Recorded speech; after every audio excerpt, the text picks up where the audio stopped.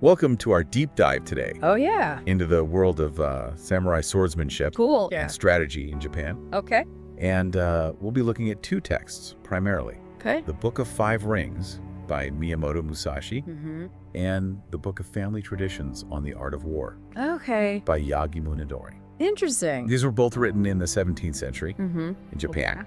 And it was an interesting time for the samurai because they were going through a major shift. Oh, For centuries, their world was all about warfare. yeah. And then suddenly peace descends Right. on the land Yeah. thanks to the Tokugawa shogunate. I see. It was a period of immense transition. And these texts offer a window Yeah. into how the samurai adapted their warrior traditions to this new reality. It really makes you wonder, Yeah. how do you redefine what it means to be a warrior when there are no wars to fight? Exactly. It's like they pulled the rug out from under their entire way of life. Yeah. And that's what makes these texts Yeah. so interesting to me. Okay, so let's dive into it, starting with Miyamoto Musashi and his book, The Book of Five Rings. Okay. Now, this book is structured Yeah. in a really unique way, Okay. with 5 scrolls. Right. They are earth, Earth, water, water, fire, fire, wind, and emptiness. emptiness. Each scroll goes deeper Yeah. into Musashi's philosophy. I see. He starts with the practical fundamentals, Okay. like the earth of swordsmanship, if you will, Uh-huh. and gradually moves towards the more subtle aspects of strategy and mindset. So like building a house, you mean? Yeah. Starting with a strong foundation, Yeah. working up to the roof. Right. So it's not just about swinging a sword, Right. but about mastering the mental game, too. Exactly. And this idea is illustrated well Yeah. in Musashi's metaphor of the carpenter. Okay. He says that a skilled carpenter Yeah. can utilize any type of wood. Even pieces that are crooked or knotted. Interesting. They see the potential Yeah. in each piece, just as a warrior Uh-huh.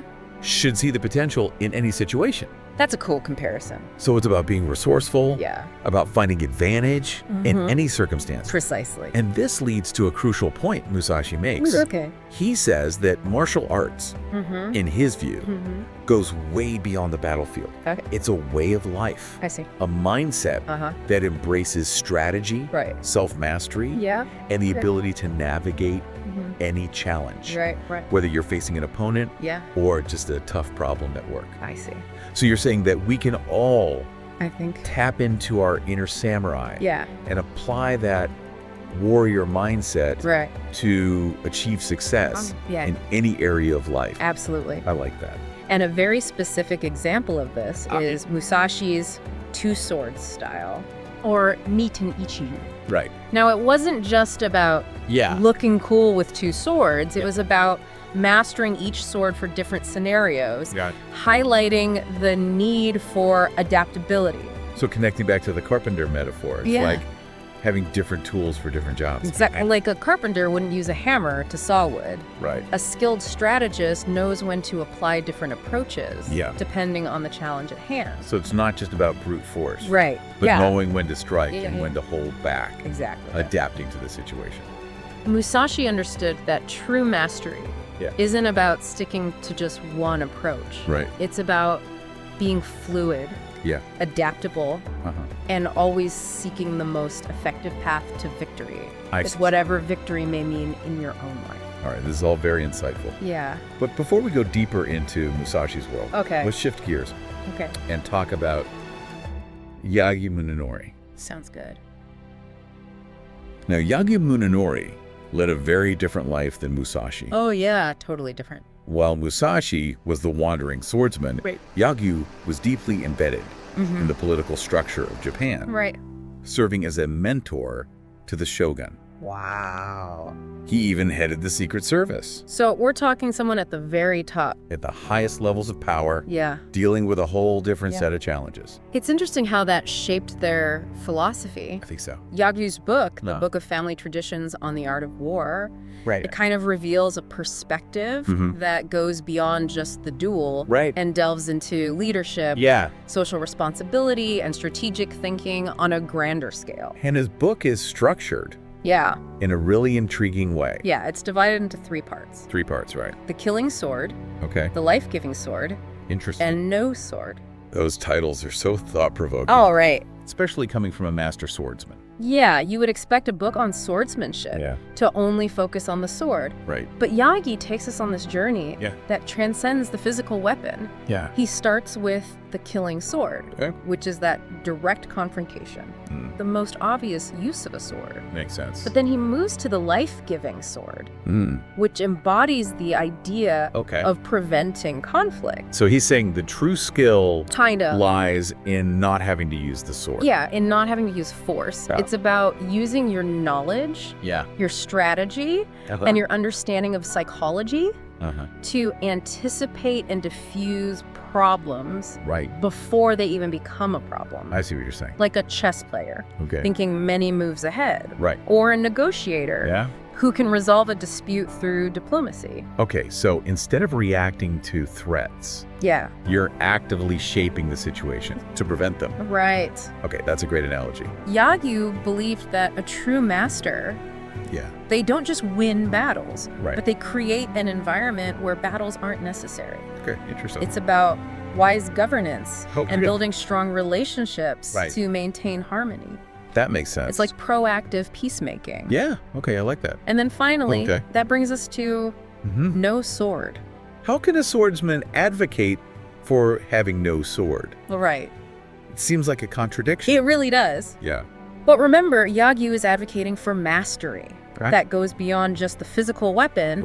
It's about reaching a state where you can influence events without resorting to force. So mastering your environment and circumstances to the point where you can kind of subtly guide events towards a desired outcome. So the no sword is about wielding a different kind of power that stems from wisdom. Exactly. An influence. It's like that old saying, the greatest victory is that which requires no battle. I like that. It's about achieving your objectives, not through brute force, but through strategy and diplomacy and just understanding human nature. Now, both Musashi and Yagi were influenced by Zen Buddhism, which emphasizes mindfulness and self-awareness. How does that tie into their philosophies? It's a great question. Zen principles are kind of woven into both their teachings. Yagyu especially goes into detail about this connection. He says that Zen influenced his martial arts. But he also points out that it's not a perfect overlap. So it's not just about meditating your way to swordsmanship mastery. Not quite. It's more about integrating those principles into your everyday life. I see. Like Yagi, he talks about mood and will. Mood is your outward expression. The face you show to the world. And will is your intention, your goal. So being able to project one thing while holding on to your true purpose. Exactly. Like in poker, knowing when to bluff and when to hold back. Yagyu also talks about the normal mind, which is a state of clarity and calmness, unclouded by emotion. It's being able to stay focused even when things are chaotic. That sounds hard to achieve. Oh, it takes practice. But that's what's cool about all this. It gives us a way to develop those qualities. I like that. Yagi also goes into the importance of appearance and intention and strategy. He talks about disguising your true intentions. So being deceptive. In a strategic way. Exploiting your opponent's expectations. So to win, you have to keep your opponent guessing. It's about being a step ahead and using their assumptions against them. And both authors, despite their different backgrounds, they arrive at a similar conclusion. They do. That true mastery goes beyond just technique. It's about mental clarity and intuitive action. But how can we, living in the modern world, apply these centuries-old teachings? It's a good question. I mean, we're not facing samurai warriors. No, we're not. But these principles, they weren't just about fighting. They were about navigating challenges, making strategic decisions, and building resilience skills that are useful in the office, in our relationships, and even just for personal growth. So we're not trying to be samurai warriors. Not really. But we can apply those principles to our own lives. Musashi thrived in uncertainty, constantly facing new challenges. Doesn't that sound familiar? It does. To our world today? Things change so quickly. They really do. Technology, the job market, our social lives even. It's all constantly changing. And we have to adapt. Right. We have to learn new skills. And pivot when things change. Yeah. Okay. So Musashi's teachings are valuable because... Yeah, they teach adaptability. Right. And finding opportunity in unexpected places. And what about Yagyu? Yeah. His teachings focused on leadership. Right. How do those apply to us? They're really insightful, even if you're not leading a country. Right. That strategic thinking, understanding how things are connected, and thinking long term, that's crucial for good decision making. So thinking beyond the immediate situation. Exactly. Anticipating consequences and making choices that align with our long-term goals. Remember the life-giving sword? Yeah. It's about preventing conflict. Right. Using what you know about people to create harmony. Right. How valuable is that? Oh, that's super valuable. For our relationships, our work, and our communities. Absolutely. And the no sword. Yeah. That reminds us that power doesn't always come from force. Right. It's about influence and wisdom. I see. Shaping things through strategic action. Like the greatest victory is the one that requires no battle. Exactly. I like that a lot. And don't forget, they both emphasize self-mastery, that mental clarity and emotional resilience. Right. That's the foundation for good action. It's like they say, you become the person you decide to be. It's about taking ownership. Right. Of our own development. Okay. And that journey of self-mastery. Yeah. It's ongoing. So we can all tap into so our inner samurai. Yeah. Not by wielding swords. Right. But by embracing adaptability. Yeah. Strategic thinking. Exactly. And self-mastery. Absolutely. So embodying those qualities. Yeah. In how we think and act. And maybe we can create a world where we need the killing sword less. Right. And the life-giving sword and no sword become more dominant. That's a really nice thought. There's a quote from Musashi that I think sums this all up. Okay, what is it? He says, there is nothing outside of yourself that can ever enable you to get better, stronger, richer, quicker, or smarter. Okay. Everything is within.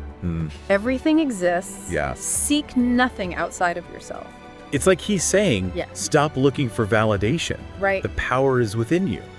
And that's a great place to end. It is. As you go about your day. Yeah. Remember these samurai masters? I will. Embrace adaptability.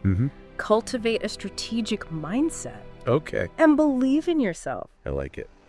Thanks for joining us for this deep dive. Of course. We hope you learned something. I think they did. Until next time, keep exploring, keep learning, and keep striving to be your best self. Great advice. Okay, so we've talked a lot about Musashi and Yagi. We have. But I keep thinking about this idea of the warrior in the modern world. I mean, we're not facing samurai warriors these days. We're not fighting duels. So how can we actually apply these teachings? That's the cool thing about this.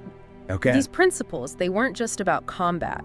They were about challenges, strategy, and resilience. And those are relevant everywhere in business relationships and even just personal growth. So it's not about being a warrior. Literally. Not like that. But taking those principles and applying them to our lives. At Musashi, he was always facing new challenges. He had to be adaptable, resourceful, hands on his feet. Doesn't that sound familiar? Our world is like that now. Things change so fast. Technology, jobs, our social lives. Everything's in flux. We have to adapt. Yeah. Learn new things. And be ready to pivot. Right. So Musashi's teachings teach us to be flexible. Yeah, find the opportunity. Even when things are unexpected. And then there's Yagi. Focused on leadership and all that. Right. But we're not. Most of us aren't leading countries. Exactly. But his teachings, they're still so relevant.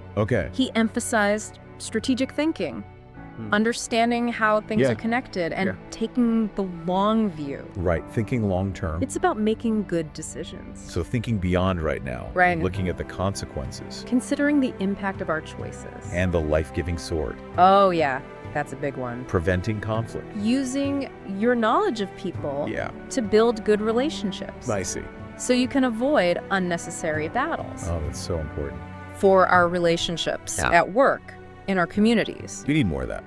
And the no sword power isn't always about force. It can come from influence, wisdom, And that's strategic action. Yeah, like we were saying. The greatest victory. The one that doesn't need a fight.